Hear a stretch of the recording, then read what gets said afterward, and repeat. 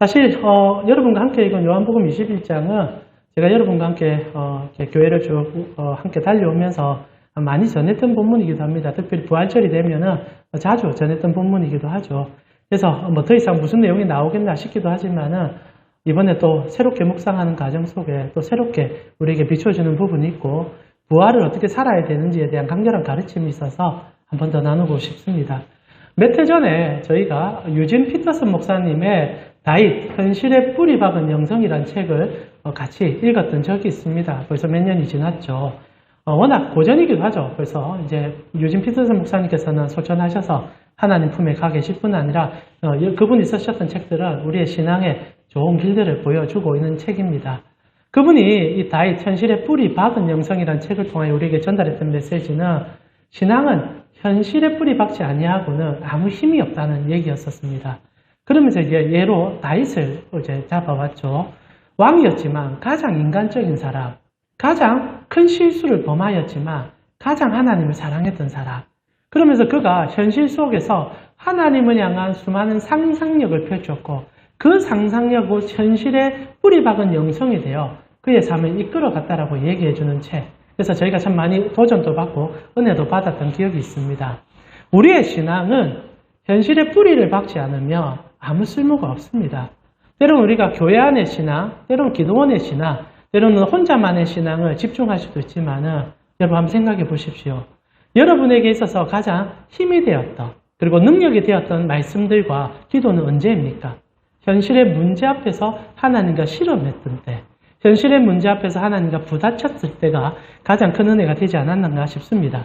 저를 돌아봐도 하나님의 말씀이 가장 힘이 있었던 것은 현실의 문제 속에 파 묻혀 있었을 때였습니다. 저도 설교자이지만 한 명의 예배자로서 저도 많은 설교를 들었던 자로 저에게 가장 많이 기억되는 설교는 그 설교를 듣고 나서 현실의 문제가 도입이 되고 그리고 현실의 문제 속에서 그 설교로 살아냈을 때가 지금도 기억되는 설교 중에 하나가 아닌가 싶습니다. 실제로 정말 많은 설교를 들었고 많이 했었습니다. 그러나 대부분 다 잊어버렸지만 여전히 강렬하게 남아있는 설교들은 가장 힘들었을 때, 가장 고통스러울 때, 이 예배 가운데 울면서 하나님을 붙잡았던 그 말씀, 그리고 회복을 허락해줬던 하나님의 은혜, 그게 저에게 하나님의 살아있는 말씀으로 느껴졌다는 거예요. 아마 여러분도 동일하지 않을까 싶습니다. 수많은 말씀을 들으셨고 수많은 예배를 들으셨겠지만 여러분이 가장 크게 은혜가 되었고 힘이 되었던 예배는 어떤 예배입니까? 단언코자 일상 속에서 하나님으로 만났던 예배, 그리고 그 말씀이 기억났던 예배, 그게 아닌가 싶습니다. 이것은 우리에게 굉장히 중요한 사실을 가르쳐 줄 뿐 아니라 하나님께서 우리에게 원하는 예배와 말씀의 형태를 보여주는 하나의 지침과 같다고 생각합니다. 제가 이렇게 자신 있게 말할 수 있는 것은 예수님께서 부활하시고 일상을 통한 부활이 무엇인지를 가르쳐 주었기 때문입니다. 오늘 여러분과 제가 읽고 있는 본문은 부활하신 예수님께서 세 번째 제자들과 만났던 장면이라 묘사되고 있습니다. 그러니까 첫 번째, 두 번째 만났던 일도 있고, 아니 그 전에 사실상 상징적인 숫자이기도 하지만은 제자들과 많은 시간을 보내다가 어느 한 시점에 만나는 얘기를 우리가 함께 읽었었습니다. 그런데 이 만난 장소가 참 독특하죠. 성경은 예수님께서 제자들과 만났던 장소에 대한 명칭을 가르쳐주고 있습니다. 그게 오늘 21장 1절에 나오는 디베라 호수였다는 거죠. 여러분, 우리가 함께 본문을 읽었지만은 디베라 호수로 예수님께서 제자들을 부르셨습니다. 여러분, 디베라 호수가 어딘 줄 아십니까? 디베라 호수. 디베리우스란 이름을 가진 호수죠. 여러분, 잘 모를 수도 있을 것 같은데, 여러분 잘 아는 호수입니다. 갈릴리 바다를 다른 명칭으로 디베라 호수라 부르기도 하죠. 세 가지 명칭으로 불려지지 않습니까? 디베라 호수, 그리고 갈릴리 바다, 그리고 게네사렛 호수. 세 가지 다 그 모양과 그리고 특별한 의미와 지침 때문에 지어진 거예요. 오늘 우리가 읽고 있는 요한복음은 디베라 호수라고 부르고 있습니다. 이게 디베리우스, 당시 로마 황제의 이름을 따서 지었던 호수였었죠. 사실 이제 그 갈릴리 지역을 다스리고 있었던 이제 헤롯 안티파스가 워낙 이제 로마를 좋아하다 보니까 황제에게 한 지역을 헌납합니다. 황제는 별 관심이 없었을 거예요. 그러나 자기 나름대로는 이게 황제가 가장 좋아할 만한 곳이다 해서 자기 마음을 담아서 드렸던 호수 이름을 따서 디베리우스 호스라 부르고도 있죠. 이건 사실 요한복음의 또 다른 정체성 하나를 알려주지만 오늘 우리는 그거를 공부할 이유는 없는 것 같습니다. 중요한 것은 예수님께서 제자들과 갈릴리 호수에서 바다에서 만나고 있다라는 거예요. 예수님께서 갈릴리로 그들과 함께 하고 있고 그들을 만납니다. 여러분 오늘 제가 왜 갈릴리 얘기를 하고 있느냐? 이거는 예수님께서 부활하시면서 제자들에게 줬던 가장 강렬한 메시지 중에 하나를 보여주기 때문입니다. 예수님께서 죽으시기 전에 십자가를 눈앞에 두고 그 전날 밤 제자들에게 이런 얘기를 합니다. 마태복음 26장 31절에 보니까 이런 기록이 나와요. 그때 예수께서 제자들에게 이르시되 오늘 밤에 너희가 다 나를 버리리라. 기록된 바 내가 목자를 치리니 양의 떼가 흩어지리라 라고 얘기합니다. 그러면서 이런 얘기를 해요. 참 독특한 얘기를 하십니다. 그러나 내가 살아난 후에 너희보다 먼저 갈릴리로 갈 것이다 라는 얘기를 합니다. 갈릴리로 가 있을 것이다 라는 얘기를 하셨다는 거죠. 참 이상하지 않습니까? 예수님께서 제자들에게 부활하셔서 나는 갈릴리로 갈 거야 라는 얘기를 해 주셨다는 겁니다. 그리고 나서 예수님께서는 이 얘기를 부활하시고 나셔도 다시 한번 반복하세요. 실제로 예수님이 하신 얘기는 아니지만은 부활한 무덤을 찾은 여인들에게 예수님을 통하여 전달된 메시지겠죠. 천사들이 이런 얘기를 전달하게 됩니다. 마태복음 28장 7절을 보니까 우리 같이 한번 읽어볼까요? 부활하신 주님이 주님을 찾아온 여인들에게 천사가 이런 얘기를 전달하게 되죠. 28장 7절입니다. 같이 읽겠습니다. 또 빨리 가서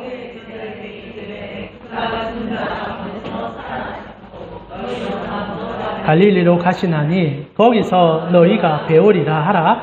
보라 내가 너희에게 일렀느니라 하거늘. 자, 죽기 전에서 부활하기 전에도 갈릴리로 가겠다라고 말씀하셨고 부활하셔서 천사들도 예수님은 갈릴리에 가 계신다라고 얘기하고 있습니다. 근데 이게 문제가 있어요. 분명 주님께서는 갈릴리로 가시고 갈릴리로 오라라고 얘기를 하십니다. 그러나 정말 갈릴리로 가셨는가라고 얘기할 때 안 가셨거든요. 여러분 성경을 조금 보신 분들은 아시겠지만 예수님께서 제자들과 처음 만났던 것은 마가의 다락방입니다. 그리고 엠마오로 가는 제자들과 함께 하셨습니다. 실제로 예루살렘 인근 지역을 벗어나지 않으시고 제법 많은 시간 동안 유대 사역을 예루살렘 안에서 하고 있는 것이 성경의 조명입니다. 근데 예수님께서는 갈릴리로 바로 가실 것처럼 그리고 천사도 예수님께서 지금 갈릴리에 가 있는 것처럼 얘기하고 있다는 거죠. 실제로 예수님께서 갈릴리에가 먼저 가셨는가? 오늘 여러분과 읽고 있는 21장이 처음인 것 같아요. 세 번째 만남쯤 됐을 때 예수님은 갈릴리에 가셔서 그 디베라 호수 측에서 그 제자들과 만나 무언가를 보여주고 있다는 겁니다. 자, 여기서부터 우리는 하나의 의문점이 생기죠. 예수님께서 왜 부활하시고 갈릴리로 간다 하시고 갈릴리로 오라 하셨을까?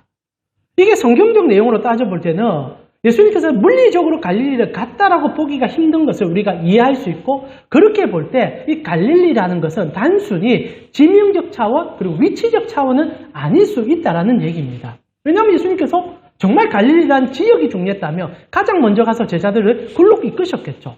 그러나 예수님께서는 그들이 낙심하고 있는 그 자리를 찾아가셨고 때마침 그곳은 유월절이었기 때문에 예루살렘 인근 지역들이었습니다. 자, 그렇다면 갈릴리가 도대체 무엇이기에 주님은 죽기 전에 가신다 하시고 다시 부활하셔도 우리로 오라 하실까? 다르게 표현한다면 부활하신 주님은 오늘도 여러분을 갈릴리로 콜링하고 있는지도 모르겠습니다. 자, 이렇게 볼 때 저는 갈릴리는 예수님에게 있어서는 세 가지 의미로 다가갈 수 있다 생각합니다. 첫 번째로 과거, 현재, 미래로 볼 수 있는 관점을 여러분이 좀 제시하고 싶어요. 예수님에게 과거의 갈릴리는 어떤 의미였는가? 여러분 예수님께서 갈릴리는 어떤 지역으로 느끼실 것 같습니까? 여러분이 아시겠지만은 예수님의 고향은 갈릴리입니다. 물론 태어나실 때는 베들레헴에서 태어나셨죠. 그러나 잠시 체류하는 게 전부였습니다. 약속의 성취였고 아시다시피 당시 로마의 황제의 호정력에 따라 내려간 게 전부이지 실제로 예수님이 자라나신 곳은 나사렛이죠. 그리고 나사렛은 갈릴리에 속해 있는 한 지역이었습니다. 여러분 갈릴리라 하니까 뭔가 싶을 수 있는데 거대한 한 도명과 같은 것입니다. 제가 어디 사냐면 양산시 동명 개석상길에 살고 있습니다. 자, 여기서 갈릴리라고 표현하면 양산시가 되는 거고요. 그리고 그리고 여러분 이제 예수님의 나사렛이라고 부르면 동면쯤 된다고 생각하시면 될 것 같습니다. 그러니까 예수님께서 이 나사렛에서 태어나신 건 아니죠. 사셨고 생활을 보냈다는 얘기는 곧 갈릴리가 예수님의 고향이고 삶의 터전이며 시간을 거기서 대부분 보냈다는 얘기와 같죠. 실제로 예수님께서는 사역하시는 3년 동안 이전에는 아버지의 직업을 그대로 물려받으신 것 같습니다. 여러분, 예수님의 아버지의 직업군을 성경이 뭐라고 표현합니까? 목수라 표현하죠. 물론 이제 물리적으로 목수는 아닐 가능성이 매우 높습니다. 왜냐하면 당시에 이스라엘에 목수가 거의 없었거든요. 나무가 흔하지 않으니까. 대부분 석수들이 많았습니다. 그러나 이제 번역되는 과정 속에 목수라는 명칭으로 아마 바뀌지 않았을까. 중요한 건 그게 아니라 이렇게 노동을 하시는 직업군이었고, 당시 이스라엘에서는 그렇게 대접받는 직업군은 아니었습니다. 어떻게 보면 이제 정말 몸으로 살아가는 집안이었죠. 그래서 예수님께서도 몸으로 살아내셨습니다. 아버지와 동일하게 석수 일을 감당하셨을 것 같아요. 정말 중노동이죠. 그 일을 감당하며 30세까지 갈릴리에서 삶을 보내셨습니다. 예수님에게 갈릴리는 자신의 고향이요, 자신의 가족이요, 자신의 일터였었습니다. 근데 이제 30세, 30세가 되셔서 제자들을 콜링하시면서부터는 현재적인 시간이 조금 달라지기 시작하셨습니다. 예수님의 과거에는 그의 삶이요, 터정이요, 가정이었다며 갈릴리는 또한 예수님의 일터로, 새로운 일터로, 사역의 일터로 바뀌기 시작했습니다. 성경을 보게 되면 예수님께서 예루살렘에서 사역한 것은 특별한 절기가 있을 때이지 대부분 갈릴리에서 사역했다는 것을 여러분 조금 보실 수 있을 거라고 생각합니다. 실제로 공간복음이라 적혀있는 마태, 마가, 누가복음은 전반기 3분의 1을 갈릴리에서만의 사역을 다루고 있습니다. 그리고 3분의 1은 예루살렘에 예수님께서 십자가를 지는 10일의 과정을 다 집중적으로 다루죠. 이렇게 볼 때 예수님의 전반적인 사역의 패턴은 갈릴리를 크게 벗어나지 않았다는 것을 깨닫게 되죠. 자, 그랬을 때 예수님의 현재적 관점에서 갈릴리는 주님의 나라의 일을 하는 주님의 교회의 바탕이 되는 곳이 갈릴리였다는 거예요. 물론 예루살렘은 성전이 있고 그리고 믿음의 자녀들도 분명히 그곳에 있었습니다. 그러나 예수님에게 갈릴리는 교회였어요. 그곳에서 성도들을 만났고 그곳에서 제자 삼았고 그곳에서 하나님의 말씀을 선포하셨습니다. 그곳에서 오병이어를 베푸셨고 그곳에서 사람들을 고치셨습니다. 많은 시간 갈릴리에서 사역하셨죠. 그래서 주님의 현재는 교회였고 주님의 갈릴리는 또한 교회였다는 겁니다. 그런데 또한 주님은 이 갈릴리에서 꿈을 꾸셨어요. 미래를 향한 꿈이 이 갈릴리에 포함이 되어 있었습니다. 여러분, 성경을 좀 많이 보신 분들은 갈릴리라는 명칭 앞에 성경이 제시하는 독특한 어구 하나를 기억하실 수 있으리라 생각합니다. 여러분, 혹시나 갈릴리라고 부를 때 성경 안에서 하나의 명칭을 담아서 불러준 기억을 해보신 적이 있으십니까? 마태복음에 그 어구가 하나 등장을 하게 되는데요. 마태복음 4장 15절에 보니까 갈릴리를 이런 식으로 불러줍니다. 스불론 땅과 납달리 땅과 요단강 저편 해변길과 이방의 갈릴리라는 구절이 나옵니다. 자, 갈릴리는요, 갈릴리 전체에 또 다른 한 구역이 있었는데 그 구역이 이방의 갈릴리라 부르는 구역이 있었습니다. 이건 굉장히 중요한 가치를 예수님에게 전달하고 있다고 생각합니다. 자, 갈릴리는 정말 독특한 지역입니다. 예수님에게는 고향이었고 예수님에게 교회였지만 또한 예수님에게 이 지역은 어떻게 나아가야 되고 무엇을 바라봐야 될지를 보여주는데 그것이 이 갈릴리에는 이방과 첩경을 두고 이방인과 섞여 사는 지역이었다는 거예요. 여러분, 갈릴리 지역은 참 독특합니다. 아니, 구약시대부터 갈릴리는 눈물과 한이 담겨있는 땅이었고 그래서 여러 가지 아픔과 고통에 접목되어 있는 땅이었었습니다. 실제로 여러분, 갈릴리란 지역이 왜 이방의 갈릴리라고 불려졌냐면 이 몹쓸 솔로몬 때문이었습니다. 대부분 성도들이 솔로몬을 좋아하더라고요. 왜냐하면 지혜와 그리고 제 부와 모든 것을 다 가진 왕으로 이해하기 때문에 성도들이 참 좋아하시는데 사실 이스라엘에 가장 패역했고 그리고 그 다음부터 몰락의 길을 걷게 하는데 시발점이 된 인물 또한 솔로몬입니다. 그래서 솔로몬은 야누스 같은 인물인데 사실 이방의 갈릴리란 지명을 준 사람도 이 솔로몬의 야누스와 같은 이 제약된 모습 중에 하나였습니다. 아시다시피 솔로몬의 가장 간 치적은 뭡니까? 성전을 화려하게 지은 것 중에 하나죠. 그러나 성전을 7년간 지었다며 나머지 13년간 그는 자기 집 짓는 데 다 씁니다. 여기 보면 자신의 사역의 대부분을 집 짓는 데 썼던 인물이죠. 그런데 당시에 이스라엘에는 손에 기술이 있는 사람들이 많지 않았던 것 같습니다. 그래서 이제 솔로몬이 성전을 짓고 자기의 왕궁을 짓는데 손에 기술이 있는 사람이 필요했고 그 기술이 있는 사람은 바로 옆에 있는 두로라는 지역에서 있는 석궁들이었습니다. 그래서 두로 지역에 정말 화려한 석궁들을 초대해서 성전과 그리고 자기 집을 짓는데 이제 쓰게 되죠. 그리고 당시에 이제 두로 지역에 났던 그 멋진 백탕목, 성경을 많이 읽으실 분들은 그 나무를 한 번쯤 들었을 겁니다. 향이 100리나 간다 하여 천리향과 같은 그 나무, 단단하게는 이로 말할 수 없는 어마어마한 나무. 그래서 한 그루에 수억을 혹가는 그 나무를 수없이 베어와가지고 자기의 집을 짓고 성전을 짓는 데 활용하게 되죠. 그렇게 한 20년 가까이 집 짓는 데 다 활용했고 성전 짓는 데 썼습니다. 우리는 성전 하나만 보지만은 솔로몬의 눈은 아마 집에 꽂혀 있었을 것 같아요. 그런데 이게 끝났습니다. 여러분, 모든 건축이 끝나고 나면 뭘 해야 됩니까?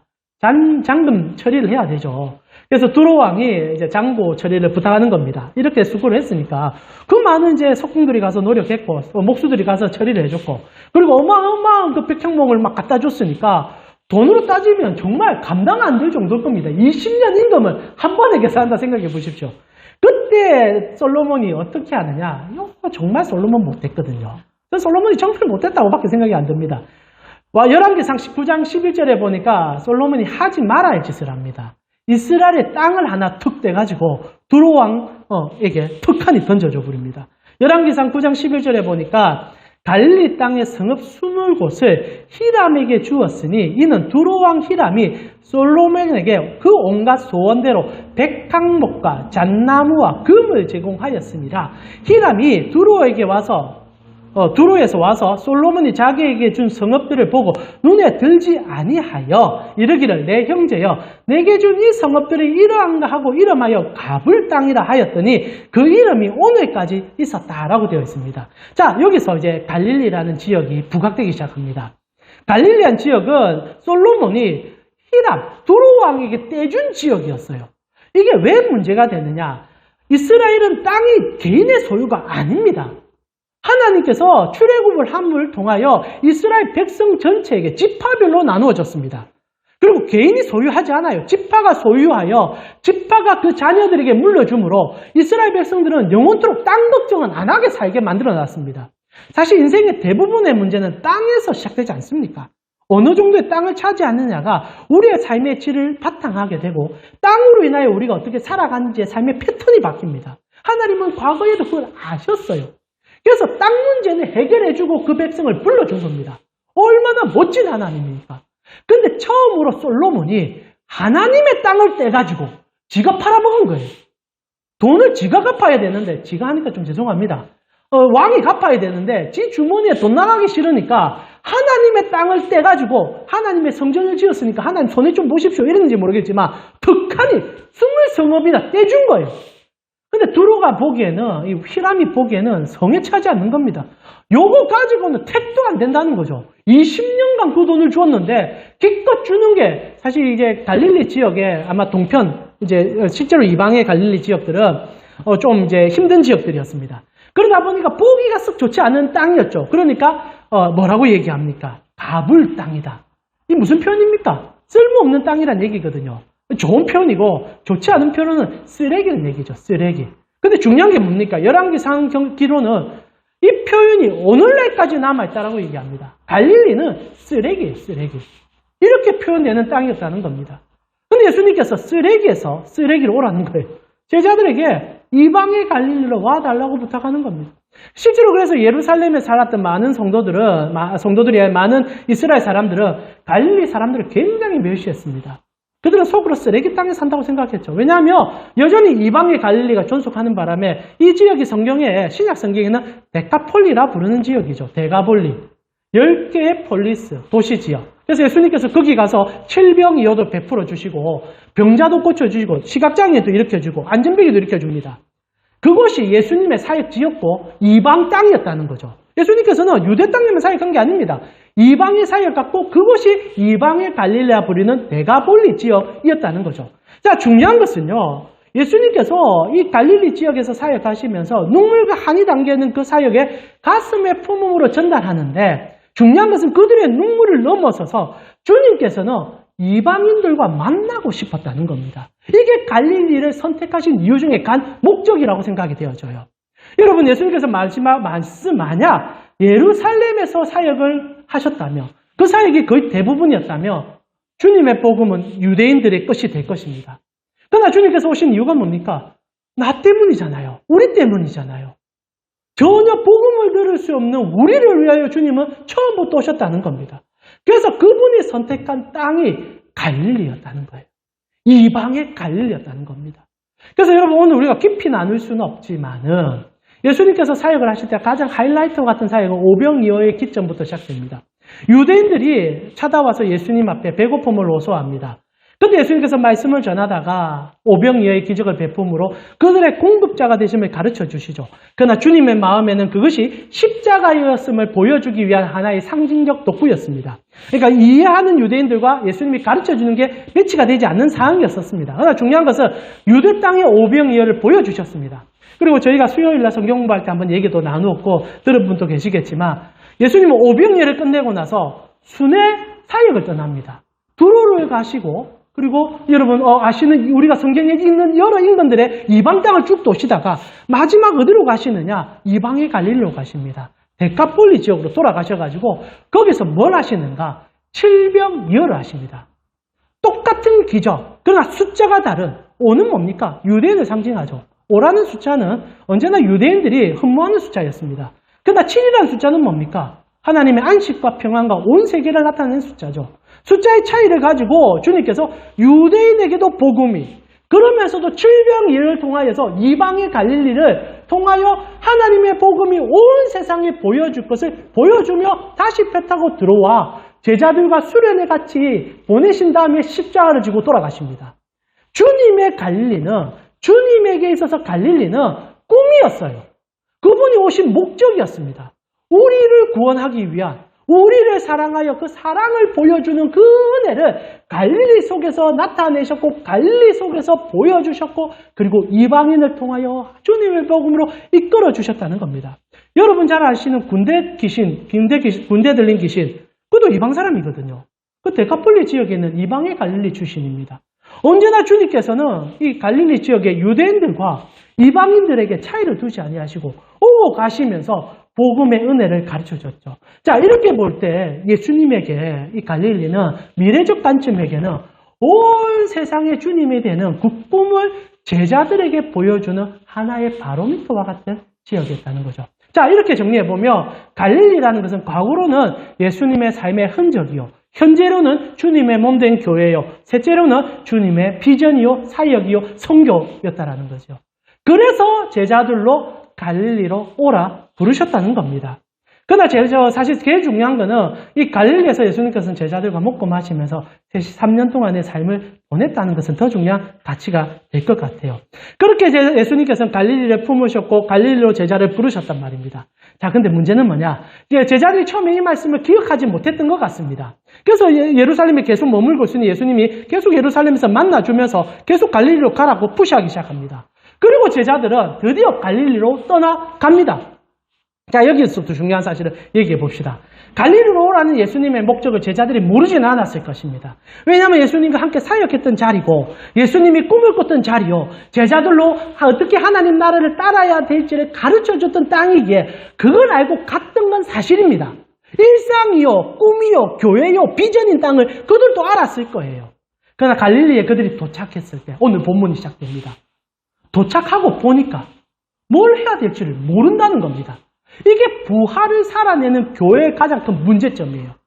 주님께서는 부활하시고 갈릴리로 가라 그랬단 말입니다. 여기 굉장히 중요한 메시지인데 실제로 주님께서 원하는 것은 부활을 일상 속에서 살아내며 과거와 현재와 미래를 부활로 회복하여 살아내라는 메시지를 주기 위하여 갈릴리로 풀어냈다는 거예요.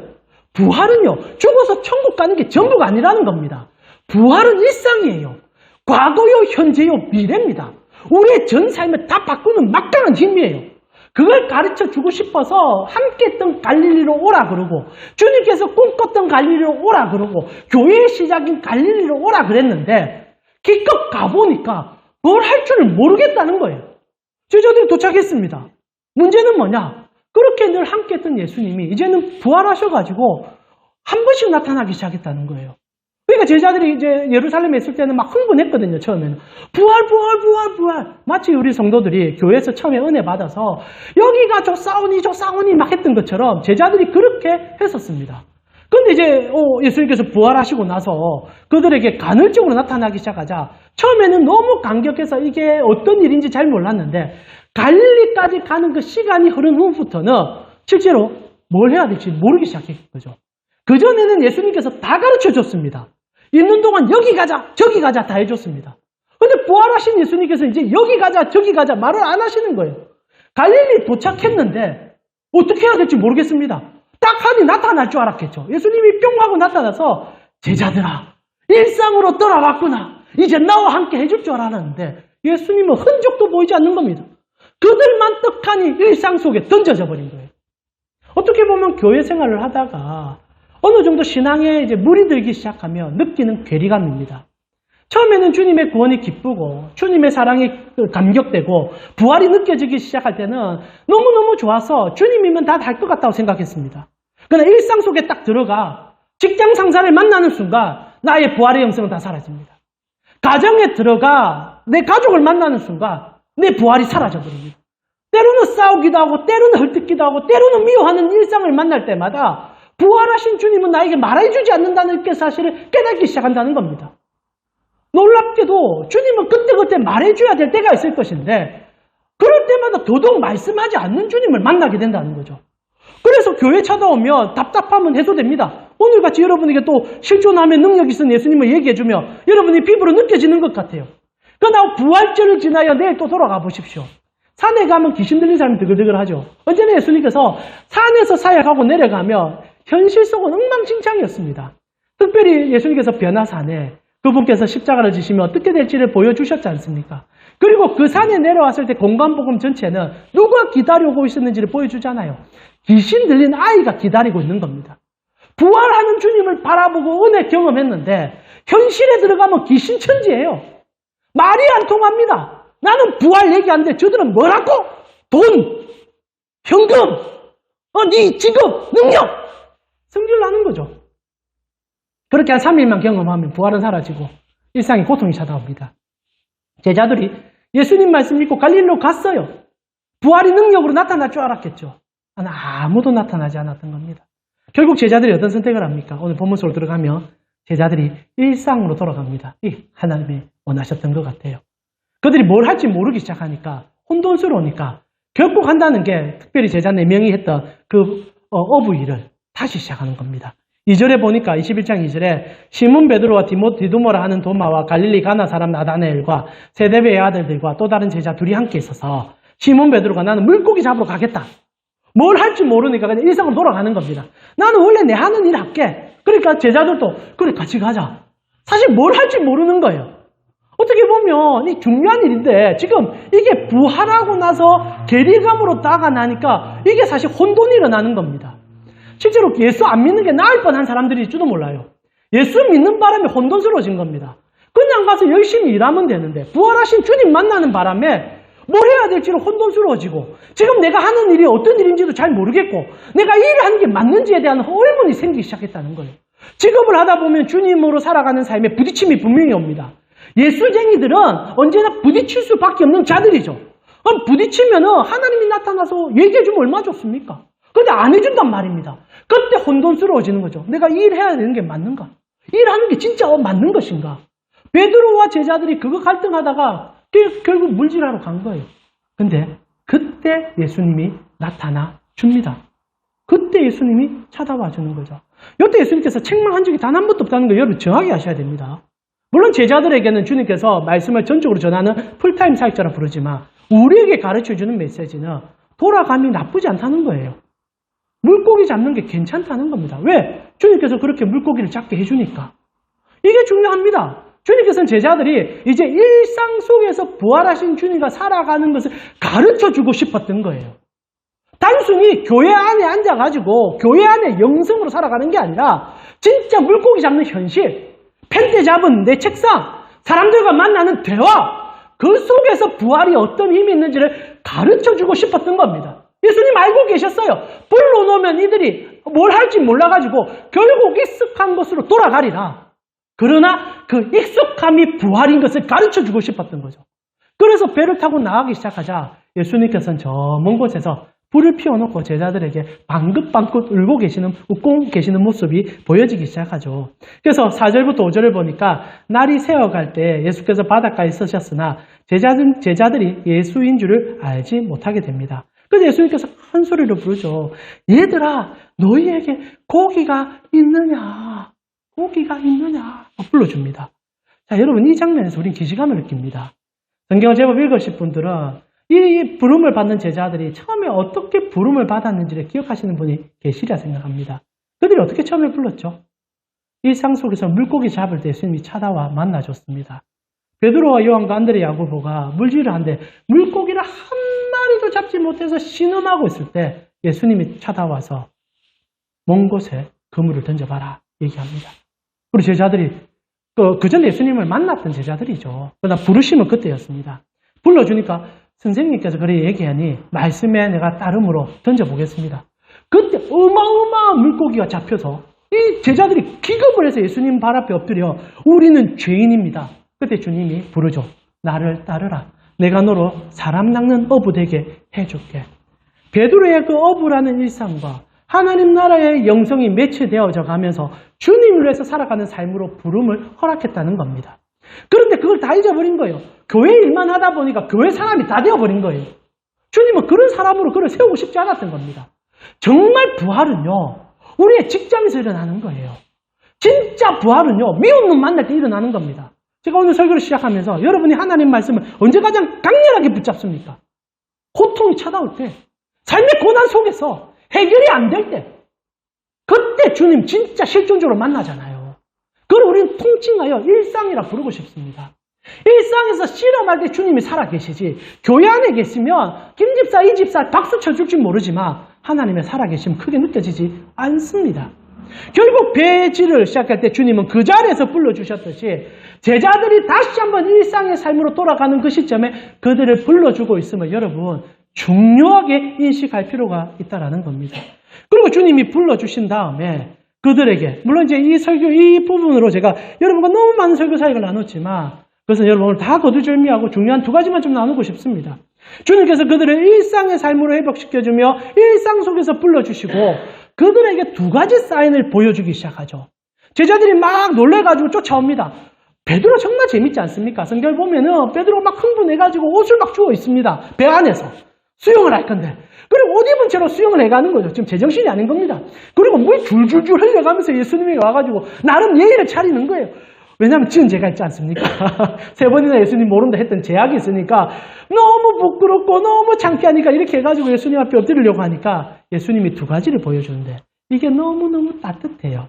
그게 이제 21장 9절 아닙니까? 6주에 제자들이 막 올라왔습니다. 유전에 있었던 얘기는 제가 하진 않았지만 제자들이 고기를 못 잡고 있으니까 예수님이 오른편에 던지라 얘기하죠. 그러자 물고기 몇 마리 잡습니까? 153마리 잡지 않습니까? 그거는 우리가 저번에도 설교를 나눴기 때문에 오늘 나누지 않습니다.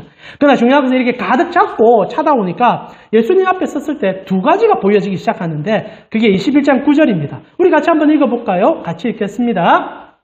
육지에 올라보니 숯불이 있는데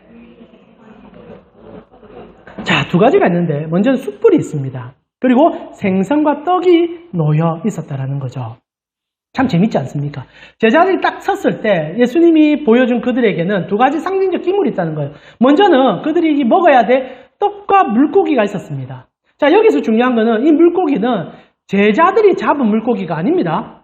예수님께서 준비해준 물고기입니다. 제자들이 잡은 물고기는 그냥 그대로 있어요. 153마리 그대로 있고 예수님께서 미리 준비해준 물고기입니다. 그게 예수님의 것이죠. 그리고 예수님께서 이 떡과 물고기를 그들 눈앞에 보여주고 있죠. 여러분, 떡과 물고기가 뭐가 떠오릅니까? 오병이어가 떠오르죠.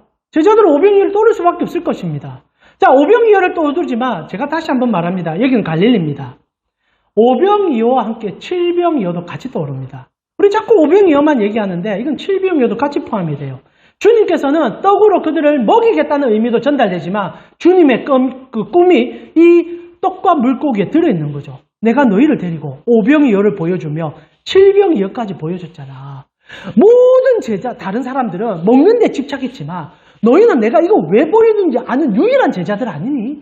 내가 이거를 오병이어 보여주면서 요한복음 6장에 너희에게 설명했잖아. 이건 내 살이다. 너희가 먹어야 된다. 이건 내 피니까 너희가 기념해야 된다.